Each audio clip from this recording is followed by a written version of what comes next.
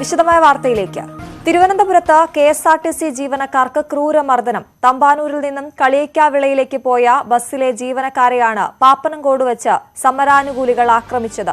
ഡ്രൈവർക്കും കണ്ടക്ടർക്കും മർദ്ദനത്തിൽ പരിക്കേറ്റു. പോലീസ് നോക്കി നിൽക്കെയായിരുന്നു അതിക്രമമെന്ന് KSRTC ജീവനക്കാർ ആരോപിച്ചു.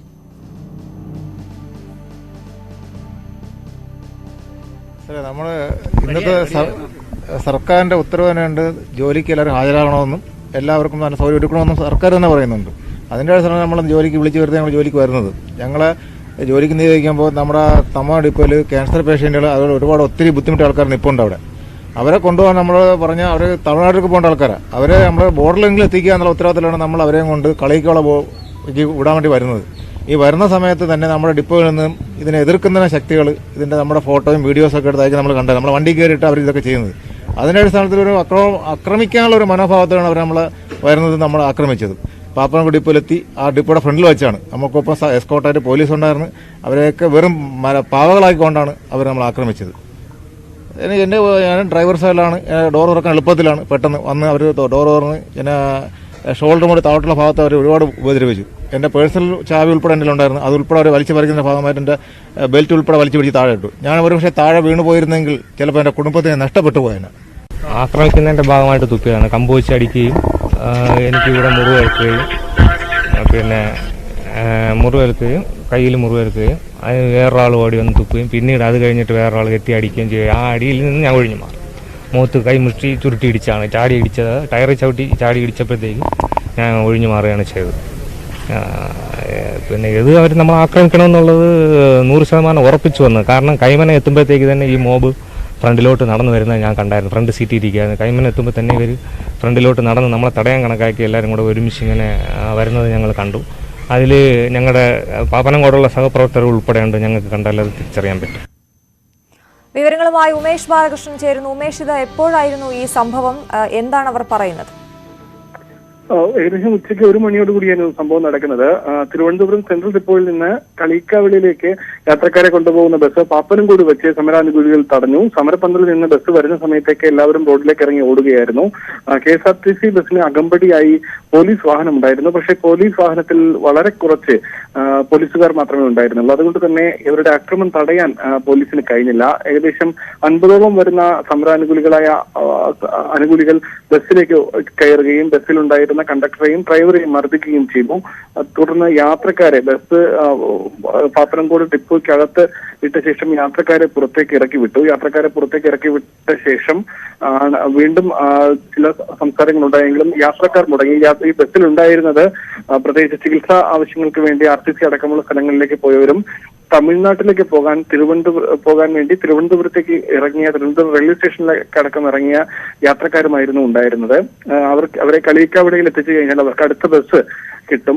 അതിനുവേണ്ടിയാണ് ഇത്തരമൊരു സൗകര്യം ഇത്തരത്തിൽ ഒരു പരിധി KSRTC ബസ്സിൽ കൊള്ളാവുന്ന യാത്രക്കാരായപ്പോൾ KSRTC യൂണിറ്റ് മേധാവിയുടെ നിർദ്ദേശത്തെ തുടർന്ന് ബസ് എടുത്തത്. പക്ഷേ അനിഷ്ട സംഭവമാണ്, അല്ലെങ്കിൽ അത്തരത്തിൽ അക്രമമാണ് ഇതിന് തയ്യാറായ ജീവനക്കാർ നേരിടേണ്ടി വന്നത്. ഇരുവരെയും തിരുവനന്തപുരം ജനറൽ ആശുപത്രിയിൽ ചികിത്സയിലാണ് ഇരുവരും. ശരി, തിരുവനന്തപുരത്ത് പാപ്പനംകോട് വെച്ചാണ് KSRTC ജീവനക്കാർക്ക് സമരാനുകൂലികളുടെ മർദ്ദനമേറ്റത്. ഇപ്പോൾ അവർ ചികിത്സയിലാണുള്ളത്. ഉമേഷ് ബാലകൃഷ്ണനാണ് വിവരങ്ങൾ നൽകിയത്. പാലക്കാട് പാടൂർ KSEB ഓഫീസിൽ ജോലിക്കെത്തിയവരെ സമരക്കാർ മർദ്ദിച്ചെന്ന് പരാതി. അസിസ്റ്റന്റ് എഞ്ചിനീയർ അടക്കം 8 പേർക്ക് പരിക്കേറ്റു. പരിക്കേറ്റവരെ ആലത്തൂർ താലൂക്ക് ആശുപത്രിയിൽ പ്രവേശിപ്പിച്ചു. പ്രസാദ് ഉടുമ്പശ്ശേരി വിവരങ്ങളുമായി ചേരുന്നു. പ്രസാദ്, എന്തായിരുന്നു സംഭവം? അശ്വതി, ഇന്ന് 1 മണിയോടുകൂടിയാണ് ഈ സംഭവം ഉണ്ടായിട്ടുള്ളത്. ഓഫീസിൽ ജോലിക്കെത്തിയ അസിസ്റ്റന്റ് എഞ്ചിനീയർ ഉൾപ്പെടെ 8 പേരെ സമരാനുകൂലികൾ മർദ്ദിക്കുകയായിരുന്നു.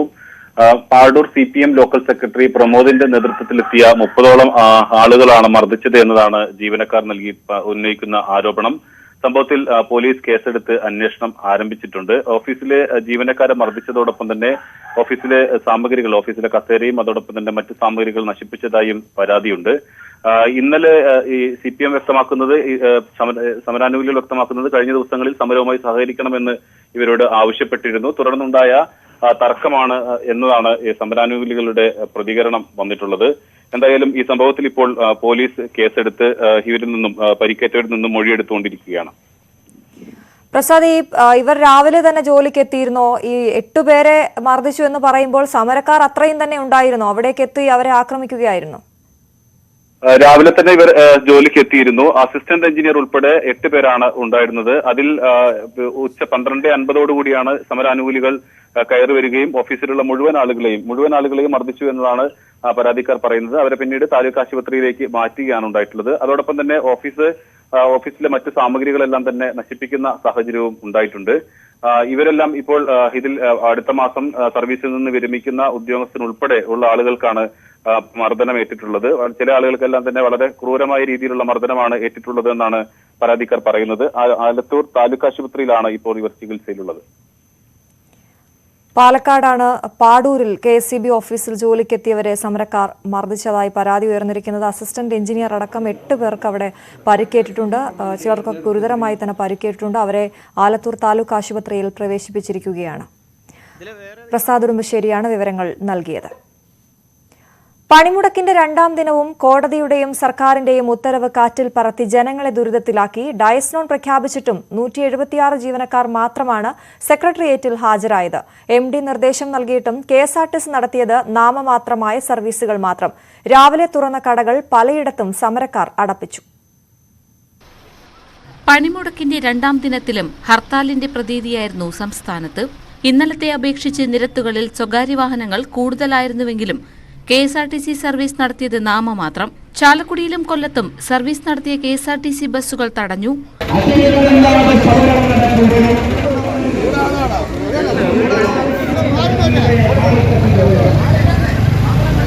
ഭൂരിഭാഗം കടകളും അടഞ്ഞുകിടന്നു. വിവിധയിടങ്ങളിൽ വ്യാപാരികൾ രാവിലെ കടകൾ തുറന്നെങ്കിലും പണിമുടക്കുന്നവർ സംഘടിച്ചെത്തിയതോടെ അടയ്ക്കേണ്ടി വന്നു.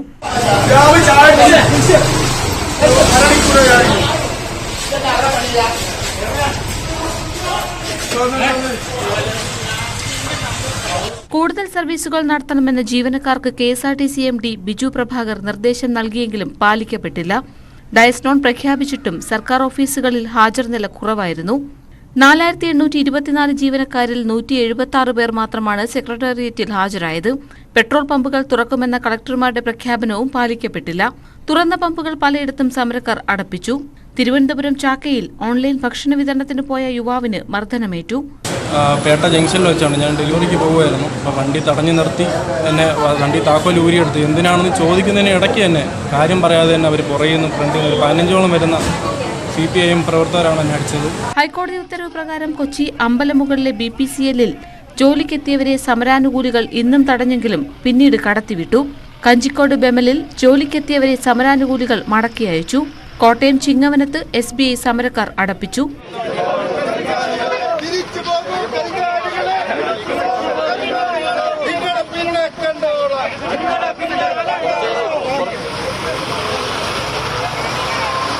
വിവിധ കേന്ദ്രങ്ങളിൽ സംയുക്ത ട്രേഡ് യൂണിയന്റെ നേതൃത്വത്തിൽ പ്രകടനങ്ങൾ നടന്നു.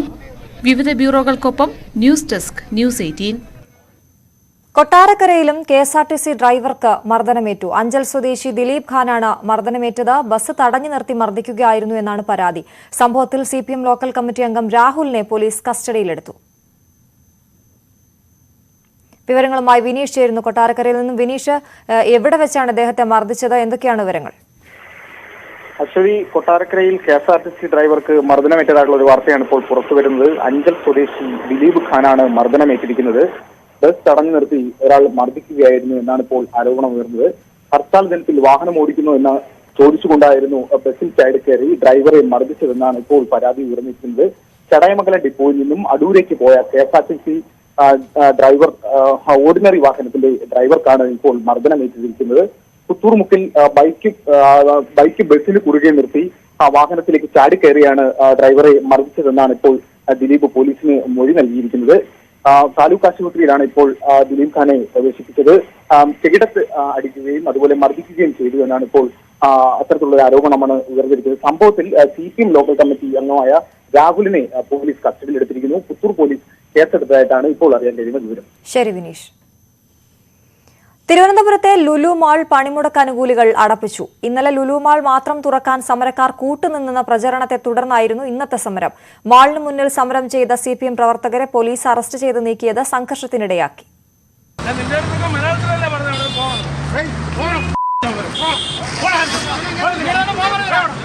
രാവിലെ കഴക്കൂട്ടത്തേക്കുള്ള റോഡ് ഉപരോധിച്ചായിരുന്നു സമരത്തിന്റെ തുടക്കം. മാളിലേക്ക് വന്ന വാഹനങ്ങൾ സമരക്കാർ തടഞ്ഞു.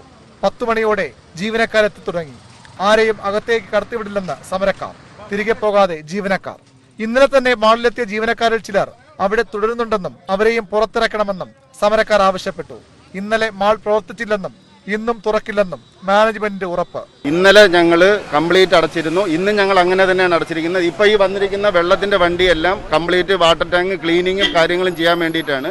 നാളെ രാവിലെ ഞങ്ങൾ ഷോപ്പ് ഓപ്പൺ ചെയ്യുള്ളൂ. ഇതിനിടെ കൂടുതൽ പോലീസ് സ്ഥലത്തെത്തി ബലം പ്രയോഗിച്ച് സമരക്കാരെ കസ്റ്റഡിയിലെടുത്തു. ഇത് കുറച്ചുനേരം സംഘർഷത്തിനിടയാക്കി. ലുലുവിന് വേണ്ടി പോലീസിന്റെ കടുംപിടുത്തം എന്തിനെന്നായിരുന്നു സമരക്കാരുടെ ചോദ്യം.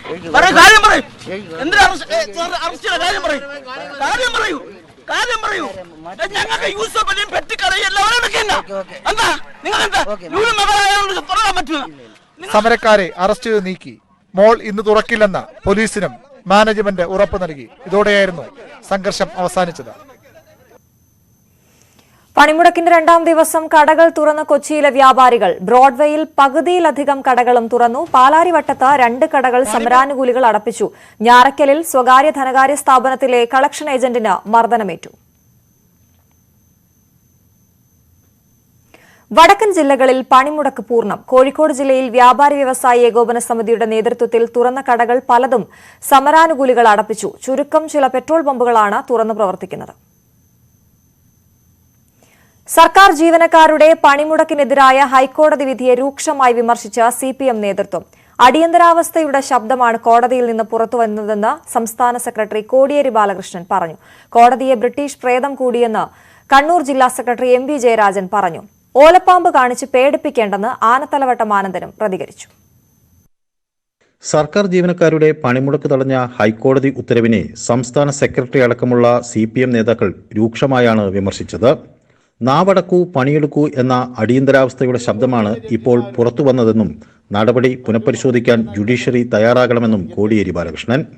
ഒരു പ്രതികരണവും പാടില്ല. നാവടക്കൂ പണിയെടുക്കൂ എന്ന അടിയന്തരാവസ്ഥയുടെ ശബ്ദമാണ് ഇപ്പോൾ പുറത്തു വന്നിരിക്കുന്നത്. ഇത്തരം നിലപാടുകൾ പുനഃപരിശോധിക്കാൻ ജുഡീഷ്യറി തയ്യാറാവണം. ജഡ്ജിമാർ പോലും കോടതിയിൽ നിന്ന് പുറത്തിറങ്ങി വാർത്താ സമ്മേളനം നടത്തുന്ന സാഹചര്യം ഉണ്ടായിട്ടുണ്ടെന്നും കോടിയേരി പറഞ്ഞു.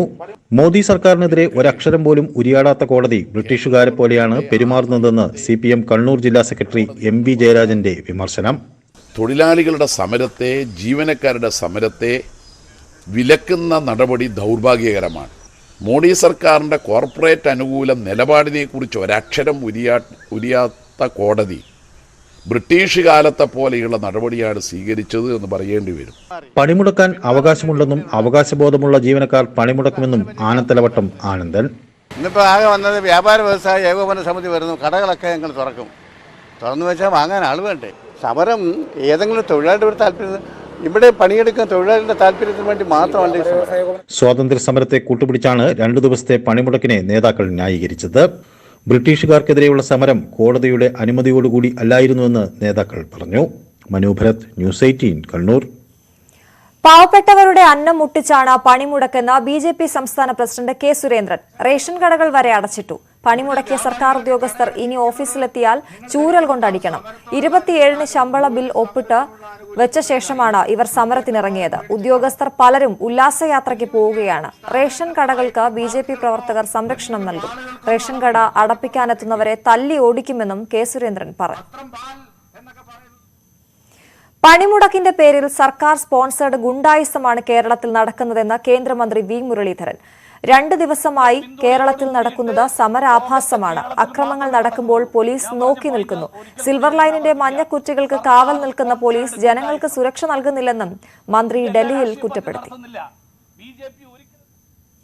ദേവികുളം MLA എ രാജയ്ക്ക് പോലീസ് മർദ്ദനം. മൂന്നാർ ടൗണിൽ പണിമുടക്കുമായി ബന്ധപ്പെട്ട പൊതുയോഗത്തിനിടെയായിരുന്നു സംഭവം. സമരക്കാരും പോലീസുമായുണ്ടായ സംഘർഷത്തിനിടെയാണ് MLAയ്ക്ക് മർദ്ദനമേറ്റത്.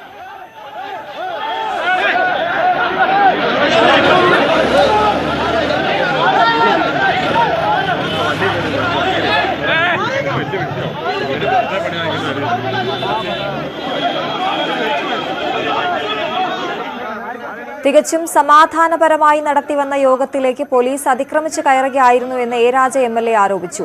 SI ഉൾപ്പെടെയുള്ള പോലീസ് ഉദ്യോഗസ്ഥർ മദ്യപിച്ചിരുന്നതായും ആരോപണമുണ്ട്. CITU, AITUC ഉൾപ്പെടെയുള്ള ട്രേഡ് യൂണിയൻ നേതാക്കളും മറ്റ് രാഷ്ട്രീയ നേതാക്കന്മാരും പൊതുയോഗത്തിൽ പങ്കെടുക്കുന്നുണ്ടായിരുന്നു. INTUC ഇവിടെ പ്രത്യേകമായാണ് സമരപരിപാടികൾ സംഘടിപ്പിച്ചത്. ഇടവേളയാണ്. കൂടുതൽ വാർത്തകൾക്ക് malayalam.news18.com.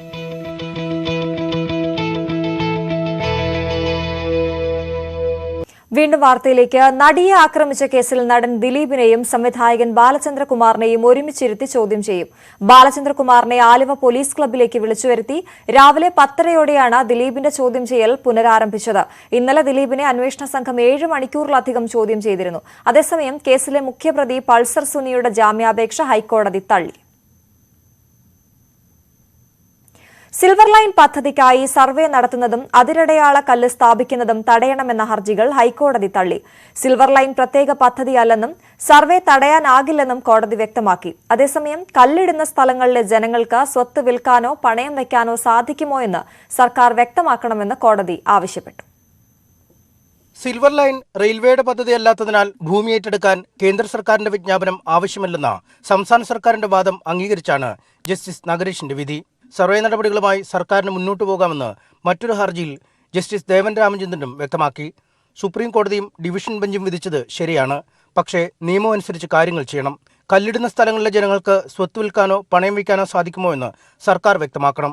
നോട്ടീസില്ലാതെ സ്വകാര്യ വ്യക്തിയുടെ ഭൂമിയിൽ കയറുന്നത് എങ്ങനെയാണെന്നും സാമൂഹ്യാഘാത പഠനത്തിന് ശേഷം കല്ലുകൾ നീക്കുമോ എന്നും കോടതി ചോദിച്ചു. സിൽവർ ലൈൻ പദ്ധതിയിൽ ജനങ്ങളുടെ ആശങ്ക അകറ്റണമെന്ന ആവശ്യവുമായി KCBCയും രംഗത്ത് വന്നു. സർക്കാർ സംശയ നിവാരണം വരുത്തണം, ജനങ്ങളുടെ ഭാഗത്തു നിന്ന് ചിന്തിച്ച് ഉചിതമായ തീരുമാനമെടുക്കണമെന്നും KCBC വാർത്താക്കുറിപ്പിൽ ആവശ്യപ്പെട്ടു. ന്യൂസ് 18 കൊച്ചി. സിൽവർ ലൈൻ പ്രതിഷേധം ശക്തമായ ചെങ്ങന്നൂർ കൊഴുവല്ലൂരിൽ വീടുകൾ കയറി വിശദീകരിച്ച് മന്ത്രി സജി ചെറിയാൻ. UDF നേതാക്കൾ പിഴുതെറിഞ്ഞ കല്ല് മന്ത്രിയുടെ നേതൃത്വത്തിൽ പുനഃസ്ഥാപിച്ചു. അതേസമയം ജനങ്ങളുടെ തെറ്റിദ്ധാരണ മാറിയെന്ന മന്ത്രിയുടെ പരാമർശം നാട്ടുകാരും സമരസമിതിയും തള്ളി. മാധ്യമങ്ങളെല്ലാം ഒഴിവാക്കി ഇരുചക്ര വാഹനത്തിൽ രാവിലെ തന്നെ മന്ത്രി ഇറങ്ങി. സ്വന്തം വീടിനും ചുറ്റാകെ പ്രതിഷേധം ശക്തമായ ഇടങ്ങളിൽ ആളുകളെ നേരിൽ കാണുകയായിരുന്നു ലക്ഷ്യം. രമേശ് ചെന്നിത്തല ഉൾപ്പെടെ UDF നേതാക്കൾ കഴിഞ്ഞ ദിവസങ്ങളിൽ പിഴുതെറിഞ്ഞ കല്ല് മന്ത്രിയുടെ നേതൃത്വത്തിൽ പുനഃസ്ഥാപിക്കുകയും ചെയ്തു. ഞങ്ങൾക്ക് ഈ പാർട്ടിയും ഗവൺമെന്റിന്റെ വിശ്വാസമാണ്. അത്രേ ഉള്ളൂ. കാര്യങ്ങൾ ജനങ്ങളെ ബോധ്യപ്പെടുത്താനായെന്നും പ്രതിഷേധങ്ങളെല്ലാം അവസാനിച്ചുവെന്നും സജി ചെറിയാൻ പ്രതികരിച്ചു. മുളക്കട പഞ്ചായത്തിലും വെൺമണി പഞ്ചായത്തിന്റെ മണ്ഡലത്തിൽ 100 വീടുകളെയാണ് ഇത് അഫക്ട് ചെയ്തത്. അതിൽ 70ഓളം വീടുകൾ ഞങ്ങൾ സന്ദർശിച്ചു കഴിഞ്ഞു. ആ 70ഓളം വീടുകൾ അവർ പൂർണ്ണ മനസ്സോടുകൂടി ഗവൺമെന്റിന്റെ ഭാഗത്ത് നിൽക്കാമെന്ന് പറഞ്ഞിട്ടുണ്ട്. ബാക്കിയുള്ള 30ഓളം വീടുകൾ അടുത്ത ദിവസം സന്ദർശിക്കും. പക്ഷേ പദ്ധതി ഏറ്റവും കൂടുതൽ ബാധിക്കുന്ന ഭൂതംകുന്ന് കോളനിയിൽ ഉൾപ്പെടെയുള്ളവർ മന്ത്രിയുടെ പ്രതികരണത്തിനെതിരെ രംഗത്തെത്തി. വളരെ കുറച്ചുപേരെ മാത്രമാണ് കണ്ടതെന്നും തങ്ങൾക്ക് ഒരു ഉറപ്പും ലഭിച്ചിട്ടില്ലെന്നും കോളനി നിവാസികൾ പ്രതികരിച്ചു. മന്ത്രിയുടെ സന്ദർശനം നാടകമാണെന്ന് സമരസമിതി നേതാവ് സിന്ധു ജെയിംസ് പറഞ്ഞു. ഇത്ര രാവിലെ 8:45 ഇദ്ദേഹം ചെന്ന് മന്ത്രി ചെന്ന് കയറുമെന്നോ അല്ലെങ്കിൽ 2 വീലറിനകത്ത് സിവിൽ ഡ്രസ്സിൽ ചെന്ന് അവരുടെയൊക്കെ വീടുകളിൽ ചെന്ന് ഭീഷണിപ്പെടുത്തുന്ന ഒരു രീതിയാണ്. ഇവിടെ 58 കുടുംബം അടങ്ങുന്ന ഒരു കോളനിയുണ്ട്. ആ കോളനിയിലെ ഒരാൾ പോലും ഇതുവരെ സമരത്തിൽ നിന്ന് പിന്മാറിയിട്ടില്ല. അവർ പറയുന്നത് ഇത്രയേ ഉള്ളൂ, ഞങ്ങൾക്ക് ഈ പ്രദേശത്ത് തന്നെ മഴ പെയ്താൽ വെള്ളം കയറാത്ത കൊഴുവല്ലൂർ പ്രദേശത്ത് തന്നെ 58 വീട്ടുകാർക്കും അവരെ സേഫാക്കി വീടുകളുടെ താക്കോൽദാനം എന്ന് നടത്തുന്നോ അവരെ സമരത്തിൽ നിന്ന് പിന്മാറും, അല്ലാതെ അവരാരും മാറത്തില്ല. സിൽവർ ലൈൻ പദ്ധതി കടന്നു പോകുന്ന ചെങ്ങന്നൂരിൽ മന്ത്രി തന്നെ ആളുകളെ നേരിൽ കണ്ട് പ്രശ്നപരിഹാരം തേടുമ്പോഴും പ്രതിഷേധങ്ങളുടെ സ്വരം ഒട്ടും അടങ്ങിയിട്ടില്ല എന്നതാണ് വസ്തുത. ന്യൂസ് 18 ആലപ്പുഴ. ആറ്റിങ്ങലിൽ രോഗിയുമായി വന്ന ആംബുലൻസ് സമരാനുകൂലികൾ തടഞ്ഞു. പാരിപ്പള്ളിയിൽ നിന്നും തിരുവനന്തപുരം മെഡിക്കൽ കോളേജിൽ പോയി മടങ്ങി വരികയായിരുന്ന ആംബുലൻസാണ് ആറ്റിങ്ങലിൽ തടഞ്ഞത്. വാഹനത്തിന്റെ താക്കോൽ സമരാനുകൂലികൾ വലിച്ചൂരി. വണ്ടിയിൽ പേഷ്യന്റ് ഉണ്ടായിരുന്നു. പേഷ്യന്റിനെ ഹോസ്പിറ്റലിൽ കൊണ്ടുപോയിട്ട് തിരിച്ചു കൊണ്ടുവരായിരുന്നു. പേഷ്യന്റിനെ കൊണ്ട് ലേഡിയും ഇതും ഉണ്ടായിരുന്നു, 2 പേരും ഉണ്ടായിരുന്നു. അവരെ ആ വന്ന വണ്ടി തന്നെ കൊണ്ടുപോയി. അവരെ കൊണ്ടുപോയിട്ടാണ് സ്റ്റേഷനിൽ വന്ന് പരാതി കൊടുത്തു. കേസെടുക്കാന്നാണ് പറഞ്ഞത്. വിവരങ്ങളുമായി അഭിലാഷ് എസ് ചേരുന്നു. അഭിലാഷ്, ഇത് എപ്പോഴായിരുന്നു സംഭവം? രോഗിയുമായി ഹോസ്പിറ്റലിൽ പോയി തിരിച്ചു വന്ന ആംബുലൻസ് ആണ് തടഞ്ഞതെന്ന് അറിയുന്നു. എന്തൊക്കെയാണ് വിവരങ്ങൾ? ഇന്ന് 4 മണിയോടെയായിരുന്നു ഈ സംഭവം നടന്നത്. പാരിപ്പള്ളിയിൽ നിന്ന് മെഡിക്കൽ കോളേജ് ആശുപത്രിയിലേക്ക്, തിരുവനന്തപുരം മെഡിക്കൽ കോളേജ് ആശുപത്രിയിലേക്ക് പോയിട്ട് തിരികെ വരികയായിരുന്നു ഈ ആംബുലൻസ്. അപ്പോൾ ആറ്റിങ്ങൽ നഗരസഭയ്ക്ക് സമീപം സജ്ജമാക്കിയിരുന്ന സമരപന്തലിന് സമീപത്ത് വെച്ചാണ് ഈ സംഭവം ഉണ്ടായത്. വാഹനം തടയുകയും വാഹനത്തിന്റെ താക്കോൽ ഊരിയെടുക്കുകയും ചെയ്തു. ഈ ഊരിയെടുത്ത് പ്രതികരിച്ച ഡ്രൈവർക്ക് ആ സമയം അദ്ദേഹത്തിന്റെ കൈക്ക് ചെറുതായി പരിക്കേറ്റു. അതിനുശേഷം പ്രവർത്തകർ നേതാക്കളും ഉൾപ്പെടെ ഇടപെട്ട് വാഹനം തിരികെ വിടുകയും രോഗിയെ വീട്ടിലാക്കിയ ശേഷം തിരികെ വന്ന് ആറ്റിങ്ങൽ പോലീസ് സ്റ്റേഷനിൽ കേസ് നൽകുകയായിരുന്നു. പോലീസ് ഇപ്പോൾ കേസ് എടുത്തിട്ടുണ്ട്. ശരി, ആറ്റിങ്ങലിലാണ് രോഗിയുമായി എത്തിയ ആംബുലൻസ് സമരാനുകൂലികൾ തടഞ്ഞത്. അഭിലാഷാണ് വിവരങ്ങൾ നൽകിയത്. ഈ ബുള്ളറ്റിൻ പൂർണ്ണമാവുകയാണ്. നമസ്കാരം.